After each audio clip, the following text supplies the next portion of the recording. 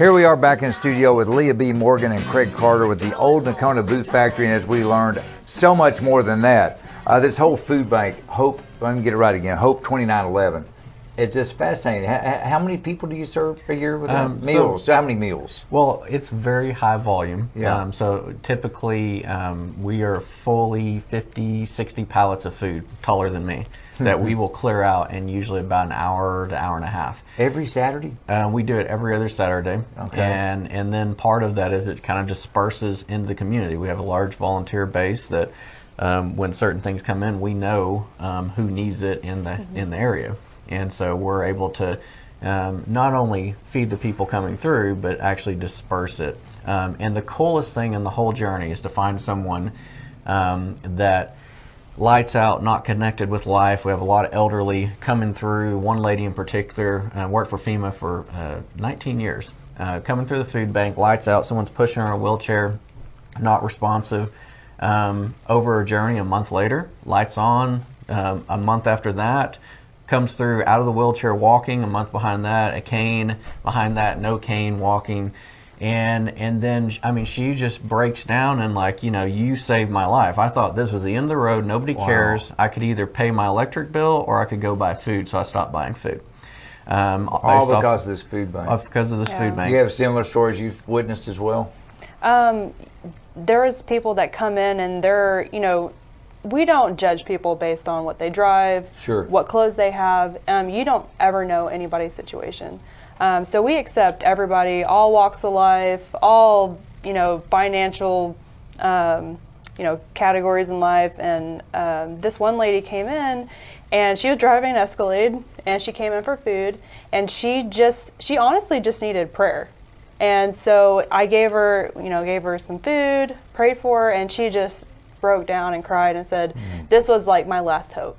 And she felt like she had a sprig of hope. And I think she went on to, get a job and start providing for her family. Isn't that something? But it was just one act of kindness. Yeah. And it can change somebody's whole outlook on life. Yeah, it absolutely can. It's something we can all learn a lot from these two folks, and they're not doing it for any recognition whatsoever. They're doing it because it's the right thing to do, and as you've mentioned more than once, it's a calling for them, doing what both of you guys do.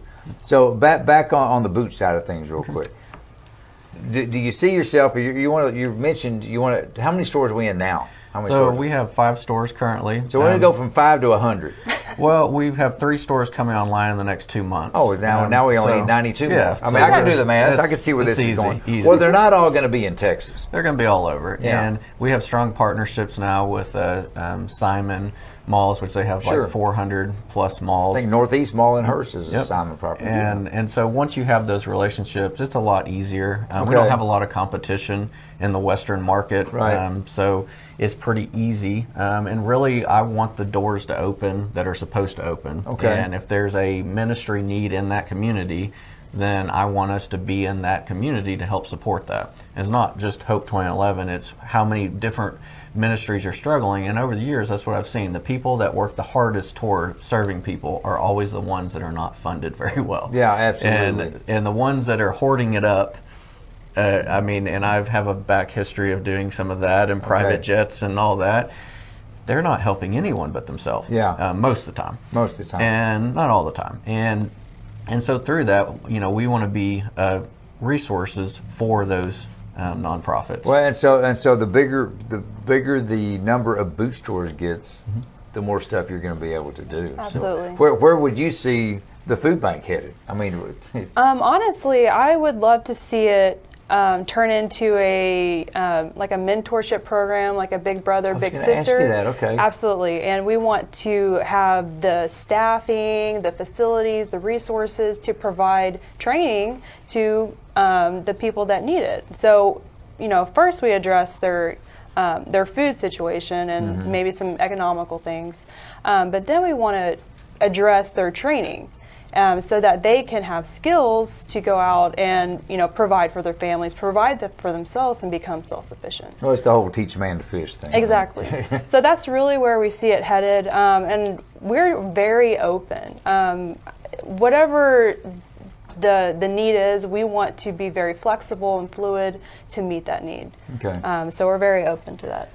Well, Same thing. The moment you lock your ministry down and go, we did this last year, and we're going to do this next year, you're missing the point. Yeah. The seasons change. The seasons change. You got to be ready to. You got to move with it, and Sure. there is no future and hope without jobs.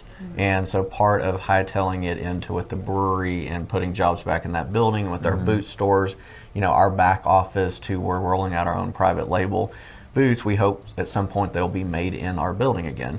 And you're creating more industry, more jobs, and that is the point of us expanding, is connecting with more people.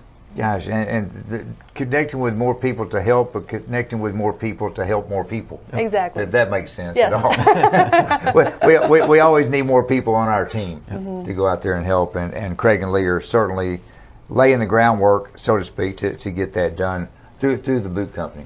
That's and the other things you do as well. I'm glad to know that you're still doing the church thing as well on the business side. Yep.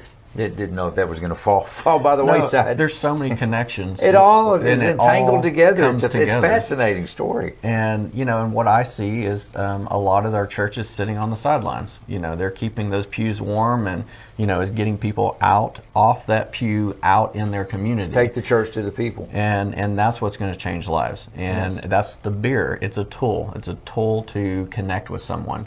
And you need all those tools, because let's be clear, the direction our churches are going with the millennials, and they're not engaged in our church. They're not. We have to find new avenues to connect with that group. Well, the church I go to in Fort Worth, Life Church, one of the things that we always talk about is we'll do anything short of sin to lead people to Christ. It's the exact same thing you guys are doing. So you got to do that to get the good word out to absolutely. people who need it. And over the last probably 6 months, I've witnessed to more people than I've ever witnessed in my life, and spent 18 years or so in running church AV installers. I never witnessed to one person, Interesting. because all I did was hung out with saved people. Yeah. And it's kind of sad, but now where we are is I'm interacting with lots and lots and lots and lots and lots of people that cannot understand why we're giving them a complimentary beer. They think something's up. Yeah. What's your angle? Yeah. Why do you run a food bank? I have so many people go, that's the worst business decision in the world. And it's like, yeah, it absolutely is. Sure it is. It is not a strong financial decision. I have banking look at me and go, why do y'all do that? It costs money. Well, It's not about the money. It's not about the money. It's Yeah. about helping people. It And is about helping people. And everything you do contributes to you being able to help people, whether it's the food bank or one-on-ones, or whatever that may be. Fascinating, folks. I hope you agree with me. This is it's really been kind of neat talking to both Leah and to Craig with all the things that they do. I got 30 seconds left. You want to say anything before we sign off? We can't do it by ourselves. We rely on good people to come help. There you go. And we're very thankful for this opportunity. So there you go, folks. They're always looking for people in need to help them, but they're looking for volunteers to help them help the people in need as well. Absolutely. Thank you both for Yeah. not just for being here, but most importantly for everything you do for everyone out there. We really appreciate that. I do on a personal note, and we do collectively as well. Thank you both. Folks, thank you. I hope you enjoyed that. Take care.